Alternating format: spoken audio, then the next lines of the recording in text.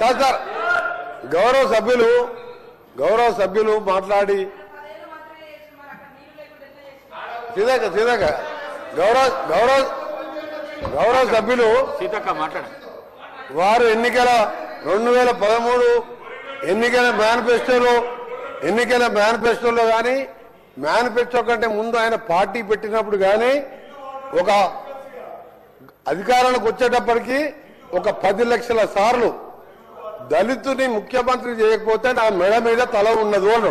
నువ్వు ఇంప్లిమెంట్ చేసినావా ఆఖరి దళితుడికి 3 ఎకరాల భూమి ఇస్తా, బోరేస్తా, మోటార్ ఇస్తా, 1.5 ఎకరం ఉంటే 1.5 యాడ్ చేస్తా, ఆయన ధనవంతం చేస్తాను. చేసినావా? చేయలే. మూడవది, ఒక దళితుడు ప్రతిపక్ష నాయకుడు ఉంటే సంతలో పశువుల్లాగా ఎమ్మెల్యేలు కొనుక్కొని ప్రతిపక్ష హోదా లేకుండా చేసి దళిత వ్యతిరేకం నిరూపించుకున్నావు. ఇకపోతే అధ్యక్ష, ఇంటికో ఉద్యోగం, డబుల్ బెడ్రూమ్, నీ బిడ్డ అల్లుడు తేడమనుకుంటారు. నీ చెప్పబట్టవా? 1,00,000 అబద్దాలు ఆడి 2 సార్లు అధికారంలోకి వచ్చిన మీరు మేము చేసిన కార్యక్రమాలు 1,00,000 కోట్ల మంది ఇవాళ ఆర్టీసీలో ఉచితంగా మహిళలు ప్రయాణం చేస్తున్నారు. చూస్తలేవా?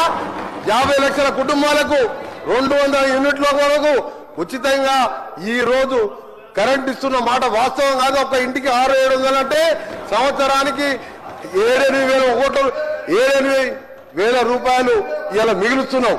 ఇంకా చేసే కార్యక్రమాలు ఉన్నాయి.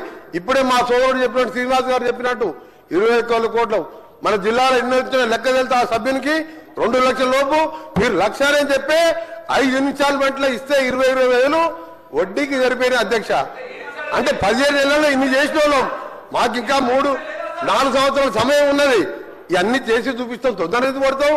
అసలు నువ్వు దళిత ముఖ్యమంత్రి అని ఇన్ని లక్షల మంది దళితులు మోసం చేసి ఇలా బీసీ కులగాలను చేస్తే కేసీఆర్, కేటీఆర్, హరీష్ రావు పార్టిసిపేట్ చేయలే. అంటే మీకు ప్రజల మీద ప్రేమ లేదు. అధికారం కోసం తప్పుడు వాగ్దానాలు, 1,00,000 వాగ్దానాలు ఇచ్చును. నీవిచ్చిన వాగ్దానాలు సగం అయిపోయాయి. మిగిలినవి కూడా చేసి చూపిస్తాం. తొందర పడకు. నువ్వు పోయి రైతుల దగ్గర కాదు, రైతుల కోసం ఎవరేం చేసిండు, నారాయణ డ్యామ్ ఎవరు కట్టిండు, శ్రీరామ్ సాగర్ ఎవరు కట్టిండు, శ్రీశైలం ఎవరు కట్టిండు, ఎస్ఎల్బిసి నుంచి ఎవరు కట్టిండు, కల్వకుర్తి ఎవరు కట్టిండు, నెట్టెంబాడు, ఇవన్నీ చెప్పాలని చాలా ఉన్నాయి. గవర్నర్ పత్రిక మాట్లాడితే మంచిదని గౌరవ సభ్యునికి సలహా ఇస్తున్నా. మీరు చెప్పాలంటే చాలా ఉన్నాయి.